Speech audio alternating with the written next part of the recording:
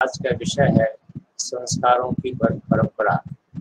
संस्कार क्या है, क्यों आवश्यक है, कौन कौन से संस्कार हैं जिनसे आज हम सबको, हमारे बच्चों को, हमारी नई पीढ़ियों को जोड़ने की आवश्यकता है। इस पर आज चर्चा होगी। ऋषियों ने मानव जीवन को सर्वश्रेष्ठ प्राणी के रूप में बताया है। यह मनुष्य जीवन, मानव शरीर बड़े भाग्य से और बड़े पुण्य अर्जित करने से प्राप्त होता है। यह जो मानव शरीर इसलिए महत्वपूर्ण है, इसमें बहुत सारी दिव्य विशेषताएं हैं, विभूतियां भरी पड़ी हैं पशुओं से, जिसे जो हमें अलग करता है। पशुओं का जीवन और मनुष्य का जीवन कई बातों में दोनों में समानता है, परंतु पशु शरीर मात्र 3 कोशों से चल जाता है उनका जीवन, अन्नमय कोश, प्राणमय कोश और मनोमय कोश। परंतु मानव शरीर में परमात्मा ने 5 कोश प्रदान किए। अन्नमय कोश भी है, प्राणमय कोश भी है, मनोमय कोश भी है, और जो अतिरिक्त कोश हैं, एक है विज्ञानमय कोश और एक है आनंदमय कोश। विज्ञानमय कोश अर्थात ज्ञान विज्ञान को व्यक्ति अपना सके, ज्ञान विज्ञान के क्षेत्र में आगे बढ़ सके, अपने मानव जीवन को सफल सार्थक करने के महत्वपूर्ण सूत्रों की खोज कर सके और उसको जीवन में अपना सके, उस पर चल सके, जीवन में धारण कर सके। ये आगे नहीं बढ़ रहा है वैसा। ऋतु दीदी, इसको देखना जरा, ये आगे नहीं बढ़ रहा है। अच्छा, हाँ, अच्छा, ऐसे क्लिक करते जाना है, इसे नहीं हो रहा है क्या? नहीं, हो जाएगा। तो मैंने उधर से और एक महत्वपूर्ण कोश जो मानव शरीर में है वो है आनंदमय कोश। परमात्मा का स्वरूप सच्चित आनंद स्वरूप है। तो मानव जीवन में हम उस सत्य को कैसे समझ सके, आनंद में जीवन कैसे जी सकें, जीवन का श्रेष्ठतम सदुपयोग कैसे कर सकें, इसके लिए ऋषियों ने संस्कारों की परंपरा दी है, संस्कार को महत्व दिया है। संस्कार अर्थात हमारे अपने जीवन को अनगढ़ता से सुगढ़ता की ओर ले जाना, अनगढ़ से सुगढ़ बन जाना, विवेकवान बन जाना, ज्ञानी बन जाना। और ये विवेक, ये ज्ञान जिसके आधार पर हमारे जीवन की परख होती है, हमारे जीवन की पहचान होती है, और जीवन में हम हर प्रकार की कठिनाइयों से मुकाबला संघर्ष करते हुए अपने ज्ञान, विवेक, अपने धैर्य के बल पर हम आगे बढ़ पाते हैं। और ये सारी चीज़ें हमें इन संस्कारों के माध्यम से प्राप्त होती है, जीवन जीने की कला मिल जाती है। ऋषियों ने बताया है कि जीवन में 16 जन्म से लेकर के मृत्यु पर्यंत 16 ऐसे मोड़ आते हैं जहां पर यदि सही दिशा में जाने का ज्ञान इंसान को ना हो तो इंसान फिर भटक जाता है, गलत मार्ग पर चल पड़ता है। इसलिए इन 16 चौराहों पर, 16 मोड़ों पर ऋषियों ने 16 प्रकार के संस्कारों की बात कही है, जिन संस्कारों से जुड़ करके हम सही दिशा का चयन कर पाते हैं और श्रेष्ठ मार्ग पर ले चल के जीवन को धन्य बना पाते हैं। तंत्रवार्ती के एक ग्रंथ है, कुमारी भट्ट ने लिखा है, जिसमें लिखा गया संस्कार की परिभाषा के बारे में बताई गई है। संस्कार के बारे में योग्यता चादधाना क्रिया संस्कार इत्युच्यन्ते, अर्थात संस्कार वो क्रियाएं हैं जो हमारे अंदर योग्यता प्रदान करती है, हम सुयोग्य बन पाते हैं। आप सबको मालूम होगा, जैसा व्यक्ति का संस्कार होता है उनके अंदर वैसे विचार उत्पन्न होते हैं, और जैसा विचार होता है वैसा व्यक्ति कर्म करता है, और जैसा व्यक्ति कर्म करता है उस प्रकार का उसको परिणाम, उसको प्रतिफल प्राप्त होता है। तो हमारे जितने भी क्रियाकलाप हैं उसकी गहराई में संस्कार ही है। संस्कार यदि अच्छा होगा तो व्यक्ति अच्छा सोचेगा, अच्छा करेगा। संस्कार गलत होगा तो व्यक्ति गलत सोचेगा, गलत करेगा, और फिर उसका दुष्परिणाम इंसान को भोगना पड़ेगा। इसलिए ऋषियों ने ये 16 संस्कारों को दिया है, जिसके साथ हम जुड़ करके अपने बच्चों को जोड़ करके उनके भविष्य को संवार सकते हैं और मानव जीवन को गौरवान्वित कर सकते हैं। 16 संस्कार जो हैं, इसमें गर्भाधान है, पुंसवन है, सीमांतोन्नयन है, जात कर्म है, नामकरण है, अन्नप्राशन है, चूड़ा कर्म है, कर्णवेद है, वेदारंभ है, विद्यारंभ है, उपनयन है, समावर्तन है, विवाह है, वानप्रस्थ संस्कार, अंत्येष्टि संस्कार और मरणोत्तर संस्कार।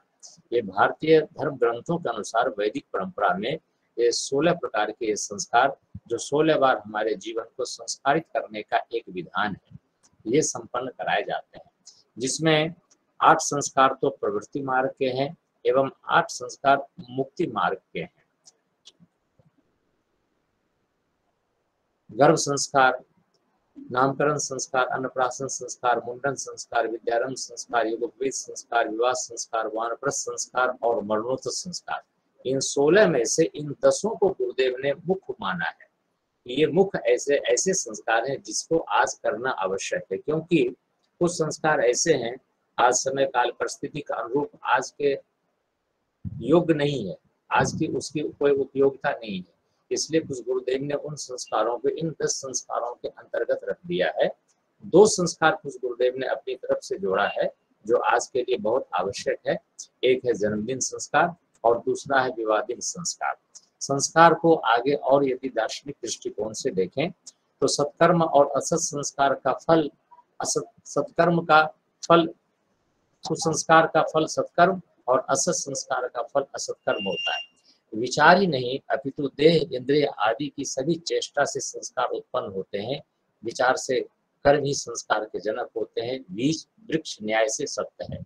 इस तरह से संस्कारों के बारे में गुरुदेव ने बहुत अच्छी अच्छी बातें बताई हैं, जिन संस्कारों से आज हर व्यक्ति को जुड़ने की आवश्यकता है। संस्कार जो हमारे पूर्व जन्म के आते हैं, इस जन्म में भी हम संस्कार प्राप्त करते हैं। पूर्व जन्मों के संस्कारों को भी बहुत सारे संस्कार के माध्यम से हम निकालते हैं और मानव योनि के अनुरूप दिव्य संस्कारों को हम अपने जीवन में धारण करते हैं। तो इसके पीछे एक बहुत बड़ा वैज्ञानिक पहलू है इसका, जिससे हम अपने जीवन को सफल सार्थक करने का प्रयास करते हैं। चूंकि समयाभाव है, समयाभाव के कारण कई संस्कारों पर चर्चा करनी है, उसमें हम आगे बढ़ते हैं। जन्म दिवस संस्कार जो कुछ गुरुदेव ने अपनी तरफ से जोड़ा है, जन्म दिवस संस्कार मनुष्य का जो जन्म होता है वो दिन इंसान का सबसे महत्वपूर्ण दिन होता है। आत्मबोध, आत्मनिरीक्षण, आत्मनिर्माण की बात उस दिन कही जाती है कि हम मानव शरीर हमने क्यों प्राप्त किया, इस मानव शरीर में क्या क्या विशेषताएं हैं, इसका कैसे हम सदुपयोग कर सकते हैं, कैसे हम मानव से महामानव, नर से नारायण बन सकते हैं। तो ये सारी बातें जन्म दिवस संस्कार के अंतर्गत बताई जाती हैं।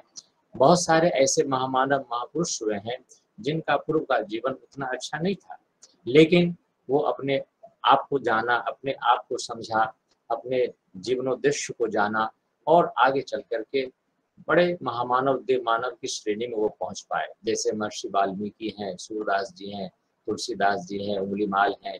इन लोगों का पूर्व जीवन अच्छा नहीं था, लेकिन जब इन्हें सही दिशा दी गई वो नर से नारायण बनते चले गए।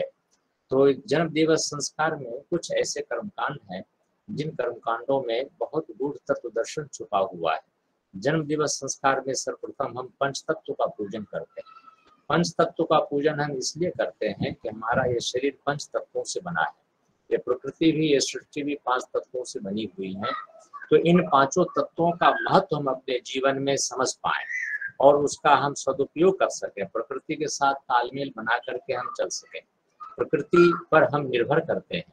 प्रकृति हमारी माता है, माँ की तरह हमारा पोषण देती है। प्रकृति है, ये सृष्टि है तो हम है, ये नहीं है तो हम नहीं है, हमारा अस्तित्व समाप्त है। आज जो प्राकृतिक आपदाएं आ रही हैं उसका मुख्य कारण यही है कि आज हम प्रकृति का दोहन करने का प्रयत्न किए और प्रकृति का दोहन करने का ही ये दुष्परिणाम है कि आज अनावृष्टि है, अतिवृष्टि है, बाढ़ है, भूकंप है, सूखा है, दुर्भिक्ष है, इत्यादि प्राकृतिक आपदाएं हम सबको नुकसान पहुंचा रही हैं। इसलिए हम इन पंच तत्वों के महत्व को समझें। पंच तत्वों में सर्वप्रथम पृथ्वी तत्व का पूजन किया जाता है। पृथ्वी तत्व का पूजन करने का मतलब है इस धरती से हमें सब कुछ प्राप्त होता है, इस धरती से हमें अन्न, जल, वस्त्र सब कुछ प्राप्त होता है। हम उस तरह का धरती माता के प्रति कृतज्ञता का भाव रखें। उर्वरता एवं सहनशीलता इस धरती माता के गुण हैं, वो हमारे अंदर भी आए। हमारा जो मानव जीवन मिला है, पृथ्वी जैसे सबका कल्याण करती है। हम अपने मानव शरीर से भी लोगों का कल्याण कर सकें, लोगों का भला कर सकें, समाज के काम आ सकें। धरती में कोई भी प्रकार का हम बीज डालते हैं तो धरती माता वैसा ही फल हमें प्रदान करती है। तो हमारे जीवन में भी ऐसी उर्वरता हो। इस धरती के ऊपर धर्म भी हो रहा है, अधर्म भी हो रहा है, अन्याय भी हो रहा है, अत्याचार भी हो रहा है और सब कुछ को धरती माता सहती हैं, झेलती हैं, ऐसी सहनशीलता इनके अंतर्गत है।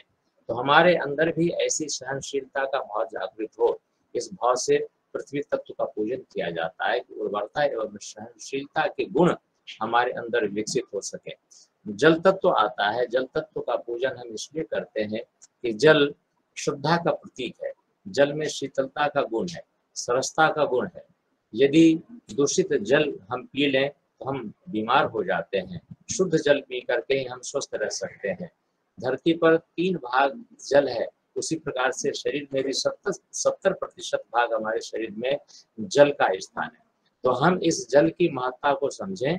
जल तत्व का पूजन इसलिए किया जाता है कि हमारे अंदर भी वैसे सद्गुण विकसित हो, हमारे अंदर सरसता आए, शीतलता आए, सद्भाव आए, शुद्धता का विकास हो और हम स्वस्थ निरोग जीवन जी करके दूसरों के काम, समाज की सेवा में लग सके, दूसरों के काम आ सके। स्वच्छता, ऊर्जावान, उषापान भोजन के साथ इसमें कुछ निर्देश दिए गए हैं कि प्रतिदिन व्यक्ति को उषापान करना चाहिए, खूब जल पीना चाहिए, भोजन के साथ जल ग्रहण नहीं करना चाहिए, भोजन के 1 घंटे बाद जल का सेवन करना चाहिए। इससे हम अपने स्वास्थ्य को बचा सकते हैं, स्वास्थ्य की रक्षा कर सकते हैं। जल संग्रहण का प्रयास करें, जल का दुरुपयोग कभी ना करें, जल को व्यर्थ बर्बाद ना होने दें, जल का सदुपयोग करने का प्रयत्न करें। हमारे देश में बहुत सारे ऐसे राज्य हैं जहाँ पर कि गर्मी के समय में जल की बहुत कमी हो जाती है, पीने तक को पानी इंसान को नहीं मिलता है, और जहाँ जल पर्याप्त मात्रा में वहाँ जल का दुरुपयोग होता है। इसलिए हर व्यक्ति को चाहिए कि आज जो जल का स्तर धरती के अंदर नीचे गिरता चला जा रहा है उसको हम ठीक करें, जल संग्रहण करें, तालाब के माध्यम से घर में ऐसा जल को, वर्षा के जल को स्टोर करके हम उसका सदुपयोग कर सकते हैं। इस तरह से जल का जो जल तत्व का पूजन किया जाता है उसके पीछे हमारा यही भाव होता है और ऐसी सब प्रेरणाएं हम उससे ग्रहण करते हैं। अगला है अग्नि तत्व। अग्नि तत्व का पूजन इसलिए करते हैं कि एक अग्नि बाहर है, एक अग्नि हमारे भीतर है, जिसको हम जठराग्नि कहते हैं। उस अग्नि तत्व के साथ हमारा जीवन जुड़े। अग्नि अर्थात यज्ञाग्नि और एक जठराग्नि। यज्ञ प्रतिदिन हमारे जीवन में, हमारे जीवन का अंग बने। यज्ञ से धरती का संतुलन बनता है, इकोलॉजी बैलेंस बनता है। यज्ञ से देवताओं का वास होता है, यज्ञ से सुसंस्कारों की वृद्धि होती है। इसलिए अग्नि तत्व की विशेषता को हम समझें। जैसे हमारे अंदर की जठराग्नि मंद हो जाए, हमारी भूख खत्म हो जाती है और हम रोगग्रस्त हो जाते हैं। अग्नि प्रदीप्त होती है तो फिर हम तेजस्वी, ओजस्वी, वर्चस्वी बनते हैं। तो इस अग्नि की रक्षा करें, इस अग्नि के महत्व को समझें और इस अग्नि से जुड़ करके अपने जीवन को हम ओजस तेजस से भर सकते हैं। अगला तत्व है वायु तत्व। वायु तत्व का पूजन हम इसलिए करते हैं कि वायु हमारी प्राण रक्षक शक्ति है। हम यदि 1 मिनट भी हमको सांस न मिले तो हमारा जीवन समाप्त हो जाएगा। लेकिन आज विडंबना यह है कि आज हर जगह वायु प्रदूषण की बात होती है कि वायु प्रदूषित हो गया, स्वच्छ वायु नहीं मिल पाती है। इसलिए नहीं मिल पाती है कि आज पेड़ों को काटे गए हैं, पेड़ों के कटने के कारण स्वच्छ वायु का अभाव होता चला गया है। इसलिए वायु प्रदूषण को रोका जाना चाहिए और वायु प्रदूषण को रोकने का एक ही उपाय है कि हम पेड़ खूब लगाएं, वृक्ष लगाएं, यज्ञ खूब करें, दीप यज्ञ करें, हवन यज्ञ करें। इस तरह से हम ग्लोबल वार्मिंग से प्रकृति को बचा सकते हैं। स्वच्छ वायु का हम सेवन करके अपने जीवन को स्वस्थ बना सकते हैं। 5वां तत्व है आकाश तत्व। आकाश उदारता का प्रतीक है। उदात्त अंतःकरण इंसान का बने, इंसान के अंदर महानता के गुण आए, विशालता के गुण आए, वसुधैव कुटुंबकम का भाव इंसान के अंदर जागृत हो, तुक्षता संकीर्णता ना आए। आज व्यक्ति इतना संकीर्ण होता चला गया कि पड़ोस में कौन व्यक्ति है, किस दुख तकलीफ में है, किस स्थिति में है, ये इंसान को आज पता ही नहीं चल पाता है। इसलिए इंसान अपने हृदय को उदार बनाए और मिलजुल करके रहने का, मिलजुल करके चलने का, आपस में प्रेम से मिल करके रहने का प्रयत्न करें। ये इसके पीछे प्रेरणा है। शरीर 5 तत्वों से बना हुआ है, मरने के बाद ये शरीर 5 तत्वों में विलीन हो जाता है। इसलिए हम इस जीवन का, शरीर का श्रेष्ठतम सदुपयोग कर पाए, इसलिए इसमें 5 तत्वों का पूजन किया जाता है। ये जो जन्मदिन संस्कार है। अगला इसमें एक कर्मकांड है जो बड़ा महत्वपूर्ण है, उसमें दीप दान किया जाता है। दीपक के बारे में कहा जाता है कि दीपक स्वयं जलता है तभी दूसरों को प्रकाश दे पाता है। तो हम भी अपने जीवन को प्रकाशित करें और प्रकाशवान जीवन अर्थात ज्ञान में जीवन के माध्यम से लोगों के जीवन की अज्ञानता को हम दूर कर सकते हैं, मिटा सकते हैं। ये ज्ञान का प्रतीक है दीपक। शास्त्रों ने कहा अप दीपो भव, अपना दीपक स्वयं बनो, स्वयं अपने लिए सन्मार्ग का चयन करो, स्वयं सन्मार्ग बनाओ, श्रेष्ठ मार्ग पर चलो। तो ये दीपदान का ये उद्देश्य है कि हम प्रकाशित जीवन, प्रकाश में जीवन, ज्ञान में जीवन, ज्ञान से भरा हुआ हमारा जीवन हो। प्रत्येक वर्ष हमारा दीपक के समान ही प्रकाशवान रहे। दीपक स्वयं जलता है तभी दूसरों को जला पाता है, जलता हुआ दीपक ही दूसरे दीपक को जला पाता है। जिसके अंदर ज्ञान होगा, जिसके अंदर अच्छे संस्कार होंगे, वह दूसरों के अंदर श्रेष्ठ भावनाओं को विकसित कर सकता है। तो दीपदान का यह महत्व है कि ये ज्ञान का प्रतीक है। हमारा मस्तिष्क अज्ञान के अंधकार में घिरा हुआ न रहे। शिक्षा और हृदय का अंधकार हम विद्या से दूर करने के लिए प्रयास करें। दीपक अखंड पात्रता का प्रतीक है, घृत अक्षय स्नेह और बाती निष्ठा और लगन का प्रतीक है। यह ऊर्ध्वमुखी बन करके हमारा जीवन ऊर्ध्वगामी बनना चाहिए। आपने देखा होगा दीपक की लौ हमेशा ऊपर उठती है। ऊपर उठने का मतलब है कि हम ऊर्ध्वगामी चिंतन रखें, श्रेष्ठ विचार रखें, उच्च विचार रखें, चाहे हमारा जीवन कैसा भी हो। क्योंकि व्यक्ति की पहचान दिल डौल से नहीं होती है, व्यक्ति की पहचान विचारों से होती है। यदि किसी व्यक्ति को जानना समझना हो तो थोड़ी देर उनके साथ बैठ करके आप बातचीत करें। बातचीत से आपको पता चल जाएगा कि व्यक्ति का स्तर कैसा है, व्यक्ति का जीवन कैसा है, लेवल कैसा है। व्यक्ति की पहचान उनके विचारों से ही होती है। तो ऐसे ज्ञान हमारे अंदर, ऐसे सद्ज्ञान हमारे अंदर, श्रेष्ठ विचार हमारे अंदर जागृत हो।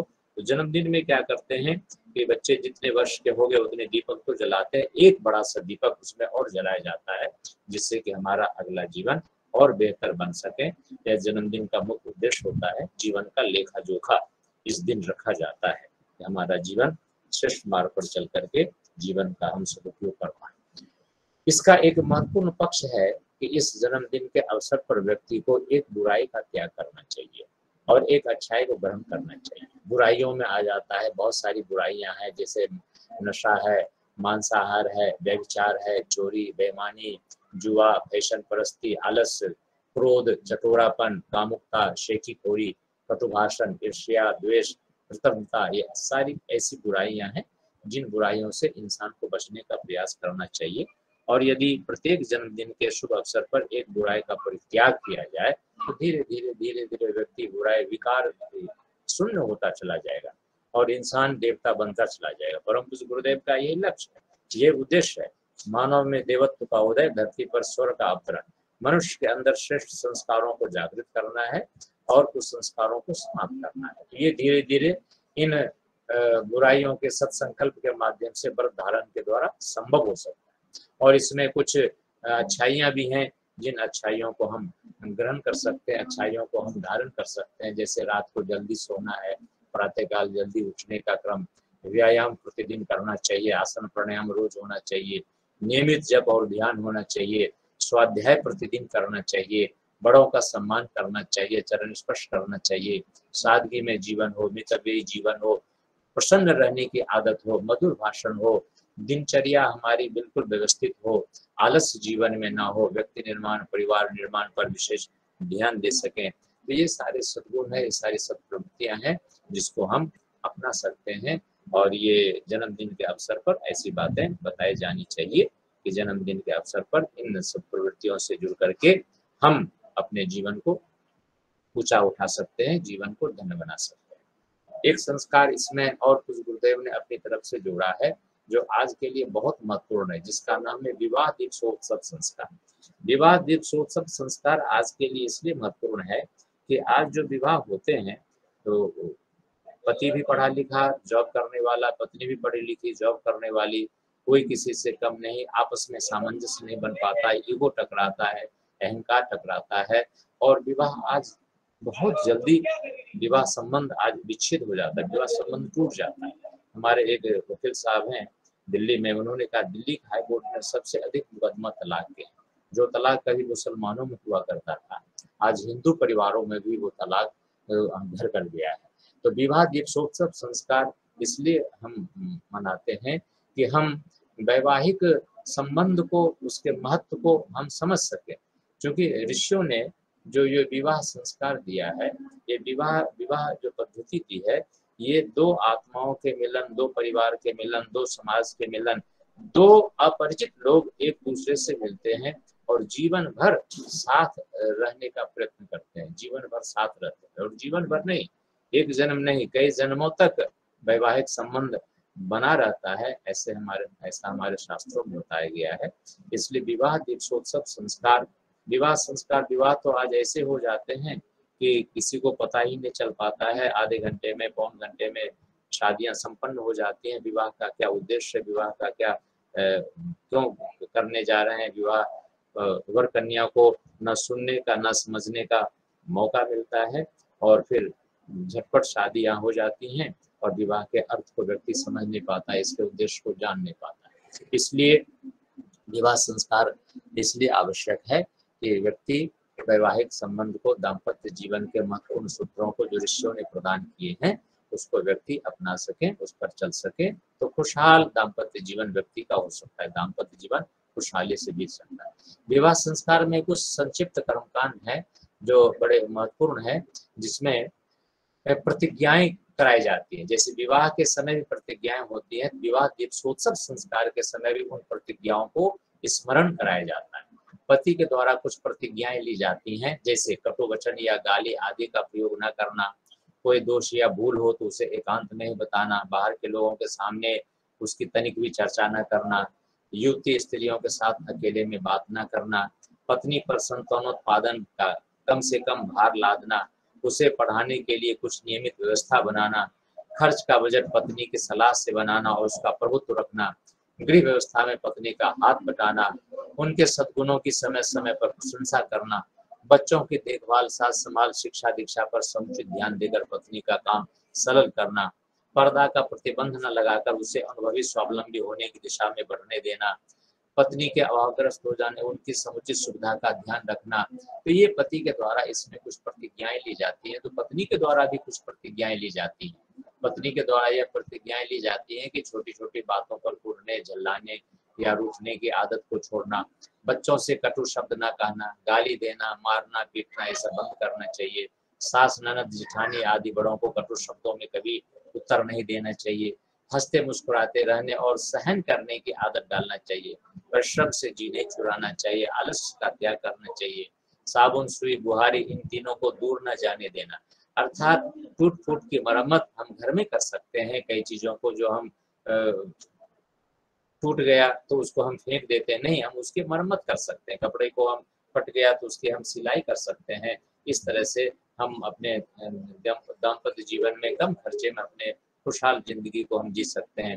उच्छृंखल फैशन बनाने में पैसा या समय का अधिक अपव्यय नहीं करना, पति से छिपाकर कोई भी काम न करना, अपनी शिक्षा योग्यता बढ़ाने के लिए नित्य कुछ समय निकालना, पति को समाज सेवा एवं लोकहित के कार्यों में सहयोग देना, स्वास्थ्य के नियमों का दोनों मिलकर के पालन करना, घर में आध्यात्मिक वातावरण हो, पूजा पाठ का वातावरण हो, आरती भोग आदि का नित्य क्रम बनाए रखना, पर्दा के बेकार बंधन की उपेक्षा करना, पति सास आदि के नित्य चरण स्पर्श करना। यदि पति के सास के ससुर के नित्य चरण स्पर्श करेंगे तो बच्चों के ऊपर उसका अनुकूल प्रभाव पड़ेगा और बच्चे भी बड़ों का सम्मान करने वाले संस्कारवान बच्चे कहलाएंगे। अगला क्रम इसमें है ग्रंथि बंधन का। गठबंधन में 5 चीजें पड़ती हैं, उन 5 का अपना एक महत्व है, वो हमें प्रेरणा प्रदान करती है। जैसे अक्षत है, पुष्प है, दूब है, हल्दी है और सिक्का है। ये 5 चीजें ग्रंथि बंधन में इसलिए डाली जाती है। अक्षत अर्थात अटूट संबंध है, ये अटूट रिश्ता है, अटूट बंधन है, ये अटूट विश्वास पर दाम्पत्य जीवन टिका हुआ होता है। एक दूसरे को परिपूर्ण विश्वास प्रदान करें, इसमें अक्षत इसलिए ग्रंथि बंधन में डाला जाता है। उसके बाद उसमें पुष्प डाला जाता है। पुष्प अर्थात प्रसन्नता का प्रतीक है। पुष्प मतलब एक दूसरे को हम प्रसन्नता दें, एक दूसरे को हम खुशियां दें, कभी एक दूसरे को हम टेंशन ना दें। उसमें हल्दी की गांठ इसलिए डालते हैं कि एक दूसरे के स्वास्थ्य का ध्यान रखें। दुर्वा इसलिए डालते हैं कि अमर प्रेम, दुर्वा अमर प्रेम का प्रतीक है। जेठ की चिलचिलाती धूप में लगता है कि दूब मर गए, लेकिन जो ही सावन की फुहार पड़ती है फिर से वो हरी भरी हो जाती है। अर्थात हमारे दाम्पत्य जीवन में कभी किसी बात से मतभेद हो जाए तो अधिक देर तक नहीं रहना चाहिए। प्यार भरे शब्दों की बौछार करें और फिर से दाम्पत्य जीवन को हरा भरा कर लें। सिक्का भी ग्रंथि बंधन में डाला जाता है। वो इस उद्देश्य डाला जाता है कि कमाए कोई, लेकिन जब खर्च करना हो तो दोनों की सहमति से खर्च किए जाए। तो ये ग्रंथि बंधन भी इसमें एक कर्मकांड है, संक्षिप्त कराए जाते हैं विवाह दीक्षोत्सव संस्कार में। अगला पानी ग्रहण है। पानी ग्रहण मतलब मित्र की तरह से हाथ मिलाए जाते हैं, अर्थात एक दूसरे का सहारा बन करके जिएंगे। कोई नीचे हो, कोई ऊपर हो, तो नीचे वाले को ऊपर लाने के लिए उनका हाथ पकड़ करके हम ऊपर खींचते हैं, एक दूसरे को सहारा देते हैं, आगे बढ़ते हैं, मिलजुल करके हम आगे बढ़ने का प्रयत्न करेंगे, मित्र की भांति सम्मान देंगे और सुयोग्य नागरिक बन करके जीवन जिएंगे। वर वधु की इसमें कुछ प्रतिज्ञाएं हैं, जो बातें आपको पहले बता दी गई हैं, तो उस क्रमकांड भास्कर में ये प्रतिज्ञाएं दी हुई हैं, उसको आप पढ़ करके उसकी जानकारी और प्राप्त कर सकते हैं। अगला क्रम इसमें सप्तपदी का है। 7 कदम साथ साथ चलते हैं और 7 श्रेष्ठ संकल्प उसमें लेते हैं। प्रथम चरण आगे बढ़ाते हैं अन्न की वृद्धि के लिए। अन्न उपार्जन में दोनों का सहयोग होना चाहिए, दोनों अन्न धन की वृद्धि में प्रयत्न करना चाहिए। दूसरा है बल वृद्धि के लिए, कहा गया है वीर भोग्या वसुंधरा। यदि हम रोगग्रस्त हैं तो हम जीवन का कोई भी सुख नहीं भोग सकते हैं। हम स्वस्थ रहेंगे, बलवान रहेंगे, तभी हम जीवन का आनंद प्राप्त कर सकते हैं। तीसरा चरण हम बढ़ाते हैं धन की वृद्धि के लिए। धनोपार्जन में भी दोनों का सहयोग होना चाहिए। एक कमाए, दूसरा खर्च करें, अपव्यय करें, तो फिर आर्थिक स्थिति चरमरा जाती है। इसलिए धन संग्रह पर भी ध्यान दें और धन के सदुपयोग पर भी ध्यान दें। चौथा चरण है सुख की वृद्धि के लिए। जीवन में ऐसा ही कार्य करें जिससे जीवन में वास्तविक सुख की प्राप्ति हो सके। पांचवा चरण है प्रजा को स्वस्थ, समुन्नत, सुसंस्कारी बनाए रखने के लिए, अर्थात हमारे ऊपर हमारे परिवार के सदस्य जो डिपेंड करते हैं, निर्भर करते हैं, उन सब का भी ध्यान रखना है, उनको भी, उनके स्वास्थ्य का भी ध्यान रखना है और उनको भी श्रेष्ठ संस्कार उनके अंदर भी डालना है। इसलिए ये पांचवा कदम आगे बढ़ाते हैं संकल्प लेते हुए। और छठा कदम जो आगे बढ़ाते हैं उसके पीछे ये तात्पर्य है कि एक दूसरे के साथ उनके मूड के अनुरूप व्यवहार करना। और सातवां चरण आगे बढ़ाते हैं मित्र भाव बढ़ाए रखने के लिए। मित्र बन करके पति पत्नी दोनों आपस में रहेंगे, कोई एक दूसरे का मालिक नहीं है, कोई डिक्टेटर नहीं है। मित्र भाव से मिलजुल करके, प्रेम से, सखा के व्यवहार से, भाव से, मित्र के भाव से मिलजुल करके दोनों अपना दाम्पत्य जीवन को खुशहाल तरीके से बिताएंगे। अगला इसमें है आश्वासना। एक दूसरे को श्रेष्ठ आश्वासन देते हैं, सुख दुख में हर परिस्थिति में हम एक दूसरे के साथ रहेंगे। फिर तिलक किया जाता है, एक दूसरे को गौरव और सम्मान प्रदान करने के भाव से एक दूसरे को तिलक करते हैं। फिर आहुतियां होती हैं, दीप यज्ञ हो चाहे हवन यज्ञ हो, उसमें अपने समयानुसार आहुतियां प्रदान करें। फिर अगला क्रम एकीकरण, पति पत्नी दोनों ज्योतियों को मिलाकर एक ज्योति करें, भावना करें कि हम अपने व्यक्तित्वों को एक दूसरे के साथ इसी प्रकार एकाकार करने का प्रयास करेंगे। और अंत में पुष्पोपहार, एक दूसरे को माल्यार्पण, माला पहनाते हैं, अर्थात एक दूसरे का सम्मान करते हैं। फिर आप विसर्जन और पूर्णाहुति विसर्जन इत्यादि कर दें और कार्यक्रम का समापन कर दें। अगला एक संस्कार है जो नामकरण संस्कार है। गर्भोत्सव संस्कार के बारे में, पुंसवन संस्कार के बारे में तो परम श्रद्धेय जी डॉक्टर गायत्री शर्मा बहन जी आपको बताएंगी। तो उसके बाद जब शिशु का जन्म होता है तो सर्वप्रथम संस्कार नामकरण संस्कार होता है। जन्म के बाद शिशु का सुंदर सा नाम रखा जाता है, क्योंकि नाम का उसके व्यक्तित्व के ऊपर प्रभाव पड़ता है। तो नाम ऐसा हो जिससे उनके सद्गुणों को बढ़ा सके, उनके व्यक्तित्व को निखार सके, व्यक्तित्व को महका सके। देवी देवताओं से जुड़े हुए नाम हो, प्रकृति से जुड़े हुए नाम हो, महापुरुषों से जुड़े हुए नाम हो, तो ऐसे सुंदर से नाम रखें जिससे कि व्यक्ति का व्यक्तित्व समझ सकें और उस नाम के अनुरूप ऐसे सद्गुण अपने जीवन में वो विकसित कर सकें। नाम का प्रभाव पड़ता है। यदि कोई बड़ा अधिकारी हो और उसके उल्टे सीधे नाम हो तो उनको भी एक शर्म जैसा महसूस होता है, और अच्छा सा नाम होने पर व्यक्ति को गौरव की अनुभूति होती है।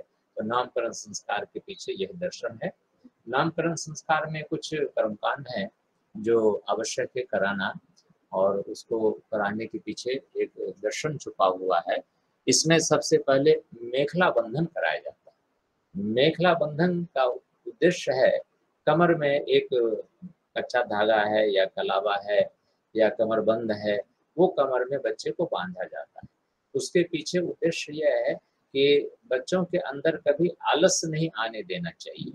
वो चुस्त रहे, हमेशा मुस्तैद रहे, स्फूर्ति उनके अंदर बनी रहे, कर्तव्यों के प्रति बिल्कुल जागरूक रहे, जागरूकता उनके अंदर हो, तत्परता हमेशा उनके अंदर हो, कभी आलस्य न आने दें। आपने मिलिट्री को देखा होगा, पुलिस वालों को देखा होगा, वो कमर में पेटी बांध करके रखते हैं। ऐसे जब कुश्ती होता है तो पहलवान से कहा भी जाता है कमर कस के लड़ना, मतलब खूब अच्छे से लड़ना जिससे तुम्हें विजय मिल सके। तो ये स्फूर्ति का प्रतीक है, चुस्ती मुस्तैदी का प्रतीक है। इसलिए ये भाव बच्चों के अंदर, क्योंकि बच्चे छोटे हैं, माता पिता को इन बातों को ध्यान रखना पड़ता है कि हमारे अपने बच्चों को क्या बनाना है। माता पिता एक सांचा है, उसी के अनुरूप बच्चों का जीवन ढलता है। इसलिए माता पिता इन चीजों को समझें और बच्चों के अंदर ऐसी भावनाओं को विकसित करने का प्रयत्न करें। आलस्य प्रमाद जीवन में न आने पाए। आलसी बच्चे जीवन में कुछ उन्नति प्रगति नहीं कर पाते हैं। इसलिए ये मेखला बांधने का इसमें एक क्रम है। अभिभावक जब मेखला को देखें तब इन दोष दुर्गुणों से बच्चे को बचाए रखने का प्रयास करें। अगला इसमें है मधुप्राशन का। मधुप्राशन का मुख्य उद्देश्य है, जीवा से हम मधु बच्चे को चटाते हैं। ये इसलिए चटाते हैं कि वाणी में मधुरता हो, वाणी में मिठास हो, वाणी में श्रेष्ठता हो। व्यक्ति की वाणी से पहचान होती है, वाणी में सज्जनता है, यदि शालीनता है तो व्यक्ति हर जगह सम्मान पाता है। लेकिन व्यक्ति की वाणी कठोर हो, वाणी असत्य हो, वाणी में कठोरता हो, तो फिर व्यक्ति को वो सम्मान नहीं मिलता है। कौवा भी काला है, कोयल भी काली है, लेकिन दोनों की पहचान उनकी वाणी से होती है। इसलिए वाणी में मधुरता आए, मिठास आए, इसलिए चांदी के चम्मच से बच्चे को शहद चटाया जाता है। चांदी सफेद रजत है, शुभ्र और पवित्रता का, निर्विकारिता का प्रतीक है। तो वाणी ऐसा बोलने, ऐसी वाणी बोलिए मन का आपा खोए और को शीतल करे आपो शीतल हो।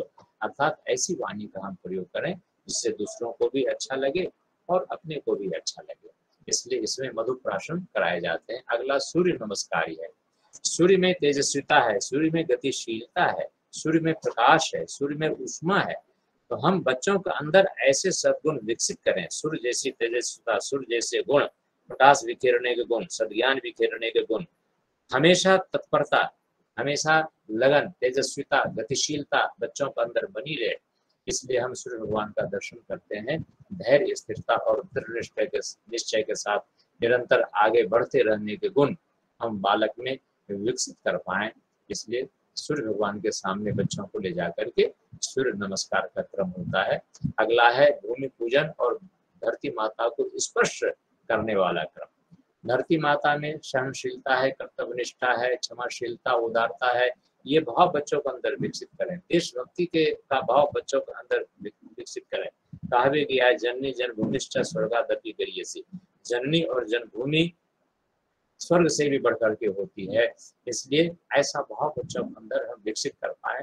धरती माता का जो ऋण हमारे ऊपर है, उस ऋण को उऋण कैसे हुआ जाए, ये भाव बच्चों के अंदर विकसित करने का प्रयत्न करना चाहिए। भूमि को स्पर्श करते हुए मातृभूमि की सेवा, समाज सेवा, देशभक्ति की भावनाओं को जागृत करने का प्रयत्न करना चाहिए, ये प्रयास करना चाहिए। फिर अगला क्रम है नाम घोषणा। बच्चों का अच्छा सा जो सुंदर सा नाम रखते हैं और उस नाम की फिर घोषणा करते हैं। नाम की घोषणा करने के बाद नाम की घोषणा करते हैं और फिर बच्चों को आशीर्वाद दिलवाते हैं। अंत में सबसे आशीर्वाद दिलवा करके और फिर पूर्णाहुति है, विसर्जन है, वो सब करके कार्यक्रम को समाप्त करते हैं। इसके बाद का संस्कार है अन्नप्राशन संस्कार। अन्नप्राशन संस्कार बड़ा महत्वपूर्ण संस्कार है, क्योंकि व्यक्ति का जीवन अन्न के ऊपर निर्भर करता है। यदि भोजन ना मिले तो जीवन का अस्तित्व समाप्त हो जाता है। तो जैसे जीवन की रक्षा के लिए अन्न आवश्यक है, उसी प्रकार से अपने जीवन में अन्न को समझदारी पूर्वक प्रयोग करने की बात ऋषियों ने कही है। क्योंकि वेदों में लिखा है अनुशुद्धम भीम आवा विदेशर, अर्थात जैसा खाए अन्न वैसा बने मन। व्यक्ति के मन पर अन्न का प्रभाव पड़ता है, खान पान का प्रभाव पड़ता है। यदि आहार शुद्ध है तो व्यक्ति का विचार शुद्ध होगा। आहार यदि गलत है, खान पान यदि गलत है, अभक्ष्य खाता है व्यक्ति, उसका चिंतन भी गड़बड़ होगा। चिंतन उसका अशुद्ध होगा, गलत होगा। इसलिए अन्न संस्कार के पीछे ये उद्देश्य है कि संस्कारित अन्न बच्चों को दिए जाए। हम आप भी संस्कारित अन्न ही ग्रहण करें और परिश्रम से कमाया हुआ अन्न ही ग्रहण करें। चोरी, बेईमानी, अनीति से उपार्जित अन्न को कभी भी जीवन में ना आने दें, अपने जीवन में उसका प्रयोग ना करें, क्योंकि गलत कमाई का धन आता है हमारे अंदर न जाने कौन कौन से दुर्गुण विकसित कर जाते हैं। इसलिए उन दुर्गुणों से बचे रखने के लिए परिश्रम पूर्वक कमाए हुए धन और अन्न का ही प्रयोग करना चाहिए। भोजन करने से पहले जब भी भोजन बनाए, माता बहनों जो माताएं बहनें भोजन बनाती हैं उनको ये बात जरूर बताएं कि भोजन बनाते समय शुद्ध सात्विक मन से भोजन तैयार करें। गायत्री महामंत्र का मानसिक जप करते हुए भोजन तैयार करें और भोजन जब बन जाए तो उस पहली रोटी का बलि वैश्य करें, 5 टुकड़ा कर लें गुड़ घी मिला करके और अग्नि प्रदीप्त करके या चूल्हे के गैस के फ्लेम पर एक बलि वैश्य पात्र है उसको रखें। जब वो गर्म हो जाए उसके ऊपर 5 बार गायत्री मंत्र के द्वारा आहुतियां प्रदान करें। उसके बाद ही वो भोजन किसी को ग्रहण करने के लिए थे, क्योंकि बलि वैश्य यज्ञ के बाद अन्न प्रसाद बन जाता है भगवान का, और उस अन्न को ग्रहण करने से व्यक्ति के अंदर अच्छे संस्कार, अच्छे विचार आते चले जाएंगे। गलत भावनाएं, गलत संस्कार व्यक्ति का दूर होता चला जाएगा। तो अन्नप्राशन संस्कार के पीछे यह उद्देश्य है। इसमें सबसे पहले जो कर्मकांड है वो पात्र पूजन का है। पात्र अर्थात सही पात्र होना चाहिए, सुपात्र होना चाहिए। जब हम सुपात्र बनते हैं तो हमारे अंदर सारे सद्गुण विकसित होते चले जाते हैं। तो सुपात्रता, निर्विकारता, स्वच्छता का इसमें विशेष ध्यान रखा जाता है। अन्न के लिए जो माध्यम है पात्र संस्कारयुक्त बनाने के लिए पूजन किया जाता है। तो ये पात्र पूजन, उसमें चांदी की कटोरी हो चाहे कोई भी कटोरी हो, उसमें हम उसका पूजन करते हैं, उस पर स्वस्तिक बनाते हैं, पात्र का पूजन करते हैं। अन्न को संस्कारित, अगला क्रम अन्न को संस्कारित करने का है। अन्न के पूर्व कुसंस्कारों का हम इसमें निस्तारण करते हैं, निवारण करते हैं। न जाने किनके द्वारा स्पर्श किया गया, किनके द्वारा बनाया गया, तो उन कुसंस्कारों को हम बाहर करते हैं। और अन्नप्राशन संस्कार में पतली सी खीर का प्रयोग किया जाता है। पतली खीर का इसलिए क्योंकि प्रथम बार बच्चे को अन्न खिलाने जा रहे हैं, और अन्न खिलाने का एक क्रम है, या तो जन्म के 6 महीने बाद कराए जाते हैं, और उसका मुख्य उद्देश्य ये है कि जब दांत बच्चों को निकल आए तो अन्नप्राशन संस्कार कराया जाना चाहिए, क्योंकि दांतों के साथ बड़ा गहरा रिश्ता है। आंतें जब अन्न को पचाने योग्य हो जाती हैं तभी दांत निकलते हैं। तो फिर भी उसमें पतली सी खीर जो सुपाच्य होती है, जो संतुलित आहार के रूप में, उसको बच्चों को हम खिलाते हैं अन्नप्राशन संस्कार में। उसमें अन्न संस्कार में घी, ये तुलसी का उसमें प्रयोग करते हैं, तुलसी को रखते हैं, जल का सिंचन करते हैं। ये कुछ आगे से बढ़ गया है। ठीक ठीक ठीक ठीक चल ठीक। तो उसका अन्न के कुछ संस्कारों को दूर करके श्रेष्ठ संस्कार अन्न में आए और संस्कार युक्त अन्न ही ग्रहण करें। यह भगवान का प्रसाद मान करके ग्रहण करें। ये बातें इसमें बताई गई हैं। और जो खाद्य पदार्थ हमारे शरीर के लिए, स्वास्थ्य के लिए नुकसानदेह हो, उसका प्रयोग कभी नहीं करना चाहिए। अगला संस्कार आता है मुंडन संस्कार। मुंडन संस्कार के पीछे उद्देश्य यह है, आपने देखा होगा कि बच्चों का जब जन्म होता है तो बच्चों के बाल जन्म के साथ साथ आते हैं। बाल साथ साथ आने के पीछे यह है, भाव है कि पिछले जन्म के अच्छे भी संस्कार और बुरे संस्कार भी बच्चों के मस्तिष्क में विद्यमान है। तो मुंडन के माध्यम से पिछले जन्म से जो साथ में जन्म के साथ जो बाल आए हैं, उन बालों को काट करके हम निकालते हैं। अर्थात पिछले जन्मों के कुसंस्कारों को, कुप्रवृत्तियों को, कुविचारों को हम समाप्त करते हैं। और मानव योनि को देव योनि कहा गया है। देव योनि के अनुरूप उनके मस्तिष्क में, बच्चों के मस्तिष्क में अच्छे संस्कारों को आरोपित करते हैं। जो स्वस्तिक बनाए जाते हैं बच्चों के मस्तिष्क में मुंडन के बाद, उसके पीछे यह उद्देश्य है कि देव योनि के अनुरूप, देवी देवताओं के अनुरूप अच्छे संस्कार आरोपित किए जाएं बाल के मस्तिष्क में। तो यह मुंडन संस्कार 1 वर्ष या तीसरे वर्ष की आयु में संपन्न किया जाता है। अवांछनीय संस्कार को हटाना और मानवतावादी आदर्शों को प्रतिष्ठित करने के लिए किया जाता है। किसी भी देव स्थल में या कहीं यज्ञ आदि कार्यक्रम हो, कहीं अपने गायत्री परिवार के यज्ञ कार्यक्रम हो, तो वहां पर ये मुंडन संस्कार संपन्न कराया जा सकता है। इसमें कुछ कर्मकांड है जो बड़े महत्वपूर्ण है, उसके पीछे वैज्ञानिक तर्क छुपा हुआ है। मस्तक लेपन किया जाता है, दूध, दही, घी, जल मिला करके बच्चों के मस्तक में लगाए जाते हैं, क्योंकि बाल कोमल होते हैं, मस्तिष्क की चमड़ी जो होती है कोमल होती है उस समय, और जब इन पदार्थों को हम लगाते हैं, मस्तक लेपन करते हैं, तो वो जब मुंडन कराया जाता है तो मुंडन करते वक्त आसानी से बाल निकल आए, उस्तुरा न लगे, आसानी से उस्तुरा से बाल निकल आए, इसलिए उसको और मुलायम करने के लिए, बालों को मुलायम करने के लिए ये चीजें लगाते हैं इसमें, जिसके मंत्र हैं उन मंत्रों के साथ इसको लगाते हैं। दूध, दही, घी तीनों को, जल को मिला करके लगाते हैं। बाल बच्चों के मानसिक प्रवृत्ति, मानसिकता का विकास हो सके, गौ माता जैसी उनके अंदर भावना हो, स्निग्ध सौम्य प्रेम भाव उनके अंदर जागृत हो, बालक का मानसिक विकास हो, रूखापन ना हो, संकीर्णता ना हो, अवांछनीयता ना रहे, अनैतिकता किसी प्रकार की ना आने पावे, रूखापन, संकीर्णता वो सब दूर हो, इसी के लिए मस्तक लेपन किए जाते हैं। अगला कर्मकांड इसमें त्रिशिखा बंधन का है। त्रिशिखा बंधन अर्थात मस्तिष्क के बालों का गुच्छा बना करके 3 स्थानों पर ग्रंथि बांधी जाती है, बालों को बांधा जाता है। प्रथम है ब्रह्म ग्रंथि, दूसरा है विष्णु ग्रंथि, तीसरा है रुद्र ग्रंथि। ब्रह्म ग्रंथि अर्थात हमारे मस्तिष्क में सृजनात्मक प्रवृत्तियां आए, श्रेष्ठ संस्कार आए, अच्छे विचार आए, अच्छे विचारों का सृजन हो। ब्रह्मा जी को निर्माण के देवता माना गया है। निर्माण परक विचारधारा हमारी हो, विध्वंसात्मक विचारधारा हमारे अंदर न आए, इसलिए ब्रह्म ग्रंथि बांधा जाता है। सिर के पिछले हिस्से का जो दाहिना भाग है वहां के बालों को समेट करके और वहां पर एक गांठ कलावा से लगा देते हैं। दूसरा है रुद्र ग्रंथि, सिर के पिछले भाग का बायां हिस्सा है रुद्र ग्रंथि, ये विष्णु ग्रंथि है। विष्णु भगवान श्री विष्णु का ये स्थान माना गया है। भगवान विष्णु को पालन पोषण करने वाले देवता माने गए हैं, अर्थात हमारे मस्तिष्क में जब श्रेष्ठ विचार आए, अच्छे संस्कार आए, तो उसको पोषण मिल सके, वो आकर के चले ना जाए, उसको स्थान मिले, उसको सम्मान मिले, उसको पोषण मिले, उस पर हम आरूढ़ रहो, उसको अपना करके चले। विष्णु ग्रंथि के पीछे ये उद्देश्य है। और तीसरा है रुद्र ग्रंथि, सिर के आगे वाले भाग के हिस्से के बालों को इकट्ठा करके वहां पर उसमें गांठ लगा दी जाती है। शिव अर्थात संतुलन के देवता, रुद्र भगवान शंकर ये संतुलन के देवता है। हम अपना मानसिक संतुलन कभी न खोएं।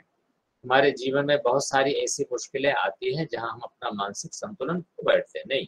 यदि धैर्य है, विवेक है हमारे अंदर और दैवी शक्तियों का आशीर्वाद है, सुसंस्कार हैं, श्रेष्ठ विचार हैं, ऐसे सद्गुण हमारे अंदर हो, तो हम कठिन से कठिन परिस्थितियों में भी अपना संतुलन बनाए रख सकते हैं।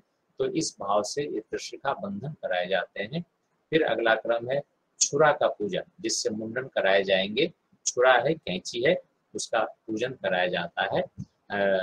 जो इसके उपकरण हैं, उन उपकरणों में भी अच्छे संस्कार हो, उनके अंदर भी कुछ संस्कार ना हो।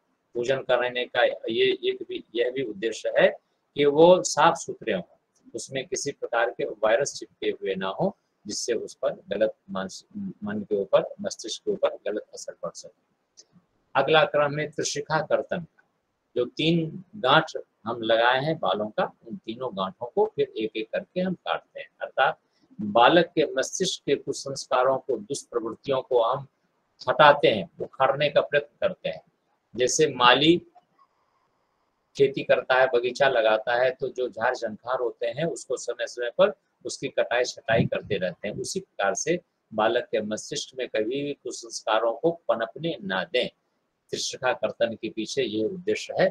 सर्वप्रथम ब्रह्म ग्रंथि का कर्तन करते हैं, मस्तिष्क में द्वेष, दुर्भाव, ईर्ष्या आदि न आए, रचनात्मक विचारधारा उनके अंदर आए, क्रिएटिव माइंड हो बच्चों का, इस पर ध्यान दें।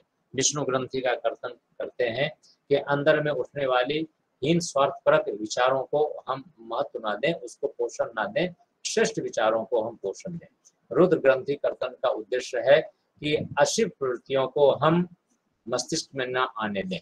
जो कल्याणकारी विचार, शिव मतलब कल्याणकारी, कल्याणकारी विचारों को ही हम मस्तिष्क में स्थान दें, उसको अपनाएं। अगला क्रम है नवीन वस्त्र पूजन का।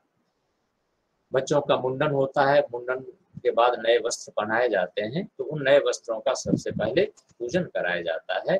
पाश्विक विचारों को ही नहीं वरन शरीर के सड़े गले स्वभाव एवं कर्म को भी बदल दिया जाना चाहिए। तो नए वस्त्रों का पूजन कराने के बाद फिर बच्चों को मुंडन के लिए भेज दिया जाता है। नाई मुंडन का क्रम चलाते हैं और उस मुंडन के क्रम में एक बात का ध्यान रखें कि बच्चों के बाल हवा में इधर उधर फैल ना जाए, बिखर ना जाए, इसलिए वहाँ आटे की लोई रख लेते हैं या गोबर का लेप लगा देते हैं। आटे में या गोबर में बाल चिपक जाते हैं तो वो इधर उधर बिखरेंगे नहीं, फैलने लगेगा, और उसको फिर इकट्ठा करके कहीं किसी अच्छी जगह जमीन के अंदर उसको गाड़ देते हैं। तो मुंडन कृत का क्रम संपन्न होता है और मुंडन कृत के बाद नए स्नान करा करके नए वस्त्र पहना करके फिर उनको किसी आचार्य के माध्यम से या किसी सत्पुरुष के माध्यम से उनके मस्तक पर ओम या स्वस्तिक लिखने का क्रम किया जाता है। स्वस्तिक लिखा बनाया जाता है रोली चंदन से, अर्थात ईश्वर भक्त हो बालक, आस्तिक हो बालक। तो ये इसके पीछे उद्देश्य है। और उसके बाद फिर आशीर्वाद है, विसर्जन है, जयघोष है, ये क्रम करके फिर उसको समाप्त किया जाता है। अगला एक संस्कार है विद्यारंभ संस्कार।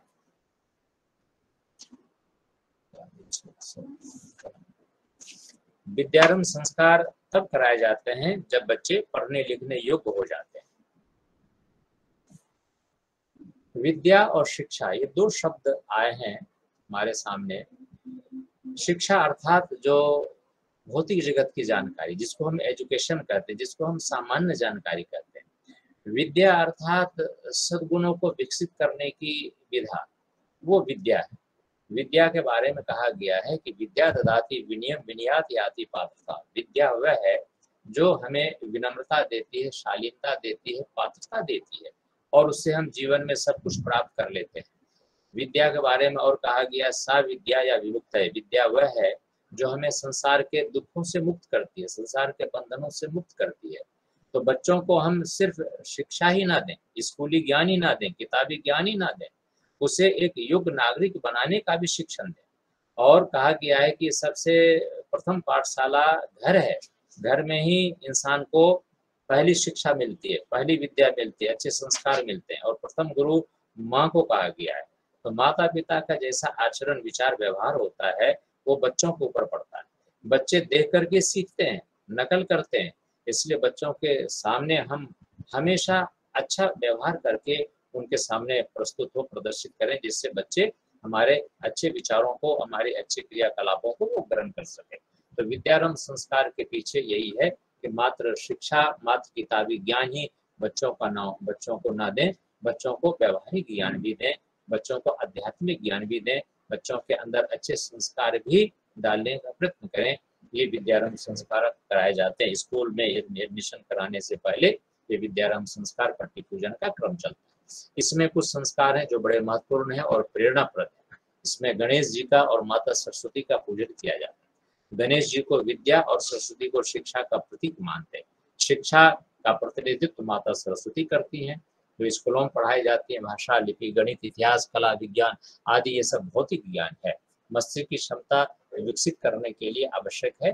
लौकिक संपत्ति, सुख सुविधा, नौकरी, बिजनेस, व्यापार, इसके लिए वो आवश्यक है। इसमें हम सांसारिक सुख साधन हम प्राप्त करते हैं। और विद्या जो विवेक, गणेश जी उसके प्रतीक है। गणेश अर्थात विवेक के देवता है। उच्च स्तरीय विवेक, सद्गुण संपन्न हमारा व्यक्तित्व बने, सद्भाव हमारे अंदर आए, तो ऐसा विवेकवान हम बन पाए, हमारे बच्चे विवेकशील बन पाए, विवेकवान बन पाए। इसलिए इसमें गणेश जी का पूजन किया जाता है। गणेश जी के पीछे और भी बहुत सारी प्रेरणाएं हैं। गणेश जी की लंबी नाक का मतलब होता है कि सबसे ज्यादा मान प्रतिष्ठा, ऊंची मान प्रतिष्ठा, ऊंचा सम्मान समाज में। सभी देवी देवताओं में सबसे प्रथम पूजा गणेश जी की होती है। इतना मान सम्मान उनको मिला है। तो नाक मतलब प्रतिष्ठा है, नाक मतलब सम्मान का प्रतीक है। हम बच्चों को उस योग्य बनाएं जिससे कि बच्चे समाज में, स्कूल में, अपने दोस्तों के बीच, हर जगह जहाँ भी जाए उसको सही मान सम्मान मिल पाए, इसलिए प्रतिष्ठित जीवन जी पाए। इसलिए गणेश जी का पूजन कराया जाता है। गणेश विवेक के देवता हैं, अर्थात विवेक को जीवन में धारण करने की बात की जाती है। इसमें उपकरण, शिक्षा के जो उपकरण है, दावात है, कलम है, पट्टी है, इसका भी पूजन किया जाता है। शिक्षा की 3 अधिष्ठात्री देवियां हैं। कलम की अधिष्ठात्री देवी धृति है, दवात की अधिष्ठात्री देवी पुष्टि और पट्टी की अधिष्ठात्री देवी तुष्टि मानी गई है। तो धृति, पुष्टि और तुष्टि, बच्चों के अंदर ऐसे संस्कार आ पाए, इसलिए कलम, दावात, पट्टी का पूजन किया जाता है। अर्थात जो लेखन सामग्री है, विद्या प्राप्ति के जो साधन है, उनके प्रति सम्मान का भाव हो, उनका कभी निरादर न करें, उसको कभी इधर उधर ना फेंकें, उसको सम्मान पूर्वक रखें और हिफाजत से रखें।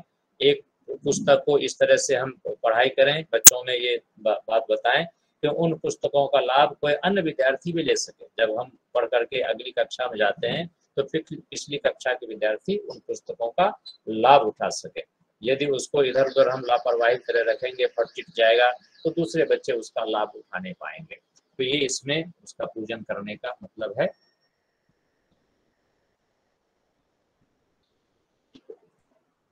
अगला है अक्षर लेखन एवं पूजन।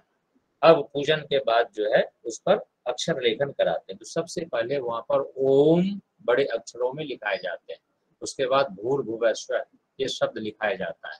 ओम परमात्मा का नाम है जो सर्वश्रेष्ठ है। भूः का तात्पर्य है श्रम, भुवः का तात्पर्य है संयम और स्वः का तात्पर्य है विवेक। अर्थात ये सारे सद्गुण बच्चों के अंदर आए। परमात्मा हर जगह विद्यमान है, तीनों लोकों में विद्यमान है। भूर्भुवः स्वः, ओम भूर्भुवः स्वः का ये अर्थ होता है।